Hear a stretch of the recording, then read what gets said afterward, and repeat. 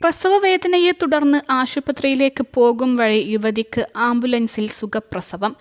അതിഥി തൊഴിലാളിയായ യുവതിയാണ് 108 ആംബുലൻസിൽ പെൺകുഞ്ഞിന് ജന്മം നൽകിയത്. ജാർഖണ്ഡ് സ്വദേശിനിയും പന്നിയാർ എസ്റ്റേറ്റിൽ താമസക്കാരിയുമായ നീനയാണ് ആംബുലൻസിൽ പ്രസവിച്ചത്. അമ്മയും കുഞ്ഞും സുഖമായിരിക്കുന്നു. പ്രസവവേദനയെ തുടർന്ന് ശാന്തൻപാറ പ്രാഥമിക ആരോഗ്യ കേന്ദ്രത്തിൽ ചികിത്സ തേടിയ നീനയെ ആരോഗ്യസ്ഥിതി വഷളായതിനെ തുടർന്ന് വിദഗ്ധ ചികിത്സയ്ക്കായി നെടുങ്കണ്ടം താലൂക്ക് ആശുപത്രിയിലേക്ക് ഡോക്ടർ റഫർ ചെയ്തു. Ambulance driver VR Sreekumar, emergency medical technician Lindu twist എന്നിവർ ആശുപത്രിയിൽ എത്തി നീനുവുമായി നെടുങ്കണ്ടം താലൂക്ക് ആശുപത്രിയിലേക്ക് തിരിച്ചു.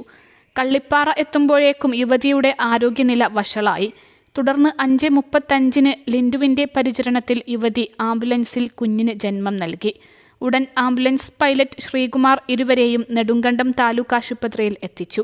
അമ്മയും കുഞ്ഞും സുഖമായിരിക്കുന്നതായി ആശുപത്രി അധികൃതർ അറിയിച്ചു.